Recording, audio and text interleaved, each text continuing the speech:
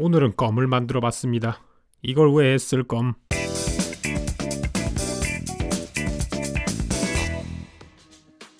최근 들어 사람들이 껌을 잘 안 씹는다 그래요. 껌 판매량이 확 줄어들었다고 합니다. 근데 제가 슈퍼에 가도 그런 걸 느껴요. 요새는 새로 나오는 껌이 별로 없더라고요. 심지어 예전에 팔던 껌들도 많이 없어진 것 같아가지고 예전에 자주 먹던 껌들도 한번 만들어 보기로 했습니다. 자, 그래서 오늘은 껌을 한번 만들어 보기로 했어요. 지금 가져온 건 껌 베이스입니다. 누가 보면 어디서 장판 뜯어온 것처럼 보일 수도 있겠지만 이건 껌 베이스예요. 껌 베이스가 가루 형태로 나오는 것도 있는데 블럭 같은 모양으로 나오는 것도 있습니다. 뒤집으면은 막 말랑말랑거리면서 휘기는 하는데 이게 잘 끊어지지도 않고 뭔가 이상해요. 굉장히 질깃질깃하고 진짜로 누가 보면은 장판 뜯어온 것 같이 생겼습니다. 딱 질감도 그런 느낌이라 가지고 손에 뭐가 잔뜩 묻기도 하는데 오늘은 요걸로 여러가지 껌을 한번 만들어 보도록 할게요. 처음은 껌 베이스를 용량을 재준 다음에 여기다가 물엿이 들어갑니다. 껌의 칼로리 대부분이 이 추가적으로 들어가는 설탕에서 나오는 부분이라고 생각을 하시면 되고요. 그 다음에 넣어야 될 거는 구연산입니다. 약간 신맛도 살짝 가미하기 위해서 넣어주는데 사실 이 정도의 물엿과 구연산으로는 맛이 거의 나질 않습니다. 그냥 기본 베이스만, 예를 들어서 흰 쌀밥을 만드는 그 정도로만 생각을 하시면 돼요. 이것들을 모두 전자레인지에다가 넣고 2분씩 계속 가열을 하다 보면은 약간 이런 형태가 됩니다. 가만히 보면 엿 같기도 한데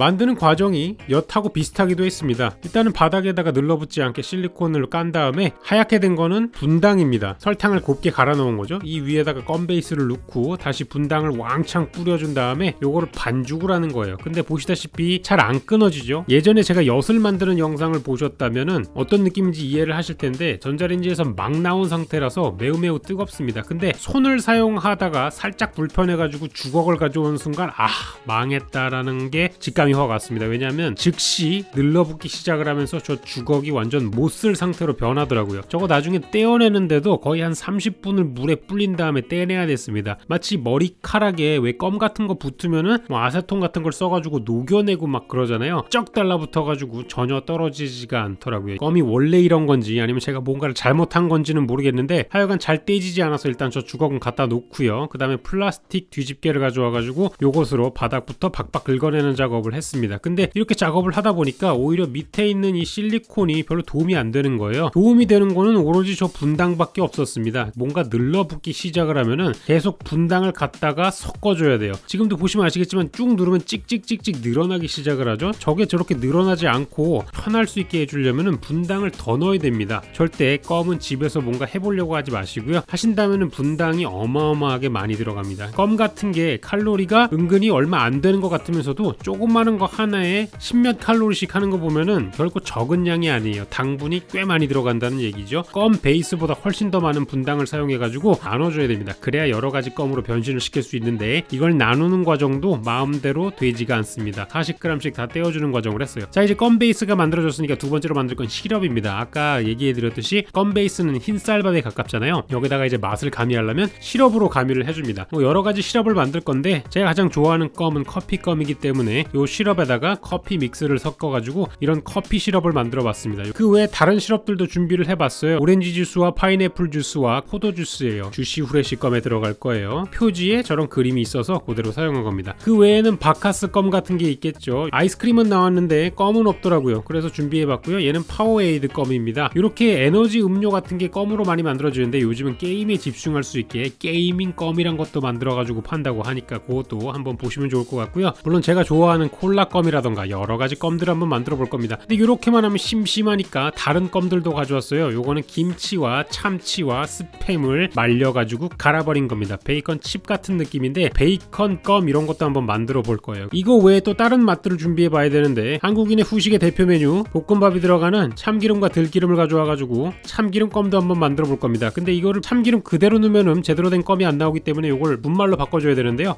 거기에 필요한 게 이 말토덱스트린입니다. 요거는 옥수수 전분을 가지고 만든 식품 첨가물 중에 하나인데 여기에다가 참기름을 소로록 넣어주면서 섞어주시면 끝이에요. 그러면 이런 참기름 분말이 나옵니다. 분자 요리에 사용되는 기술이기도 한데 올리브유 파우더라던가 트러플 기름 파우더라던가 이런 특이한 걸 만들어가지고 팔 수가 있습니다. 자, 이제 드디어 껌을 만들기 시작할 건데요. 껌을 만드는 방식은 아까 만들었던 껌 베이스를 가져와가지고 전자레인지에 한번 데펴가지고 따뜻하게 만들어준 다음에 반죽을 식히는 과정을 계속 반복을 해가지고 단단하게 만들어주면 되겠습니다. 처음에 할 거는 쭉 펼쳐준 다음에 요거는 냉동실에 얼릴 거예요. 요걸 왜 냉동실에 얼리느냐? 처음에 만들 게 바로 세제껌이기 때문입니다. 여러분, 세제껌 들어보셨나요? 제가 어릴 때는 학교 앞 문방구에서 이런 세제 통에 담긴 가루껌을 팔았습니다. 그 가루껌을 만드는 방법은 껌을 한번 얼린 다음에 거기다가 분당 같은 걸 넣어주고 한 번에 갈아주면 돼요. 그러면은 뭉치지 않으면서 이렇게 가루 형태로 돼 있는 껌이 나옵니다. 여기에다가 색소 같은 걸 첨가해가지고 섞어주면 이렇게 빨간 가루껌이 나오게 되는 거죠. 자, 그 다음에 만들어 볼 거는 역시나 어릴 때 추억에 담겨있는 신호등 껌입니다. 예전에 뭐 사보신 분들은 이렇게 동그란 껌이 색깔 입혀져 있는 걸 보셨을 거예요. 색깔을 입혀주기 위해 저는 카카오 버터를 준비했고 여기 색소를 넣어가지고 전자레인지에 돌린 다음에 핸드블렌더로 윙윙윙윙 돌려줬습니다. 그럼 이렇게 세 가지 색깔의 색소가 완성이 되는데요. 여기에다가 얼려둔 동그란 껌을 가져와가지고 이쑤시개에 꼽고 색상을 묻혀주면 되겠습니다. 자, 이렇게 한 다음에 스티로폼 같은 거에 꼽아가지고 굳을 때까지 냉장고에 잠깐 놔두면은 신호등 껌을 만들 수 있는 거죠. 근데 두 가지 색깔을 입히는 과정 중에 이 녀석이 밑으로 빠지게 돼가지고 살짝 AS를 해주고요. 이 상태로 냉동실에 한 10분 정도 굳히면은 이런 게 나옵니다. 그 딱딱하고 질겅질겅 거의 2시간을 씹을 수 있는 신호등 껌이 나오게 되는 거죠. 이제 본격적으로 여러 가지 껌을 만들어 보도록 할 거예요. 팥껌입니다. 저는 놀랍게도 아직까지 팥껌이 없는 게 너무 신기했어요. 왜냐면 팥 아이스크림은 수십 가지 종류가 나오고 있거든요. 또 이제 겨울이면은 붕어빵이라든가 뭐 이런 걸 잔뜩 팔 시기가 아닙니까? 그러니까 이런 팥껌을 뭔가 겨울 한정 아이템으로 판매를 하면은 나름 괜찮을 것 같은 생각이 드는데 혹시라도 팥껌을 만들고 싶으시면은 한번 해보셔도 괜찮지 않을까 생각이 들고요. 그 다음은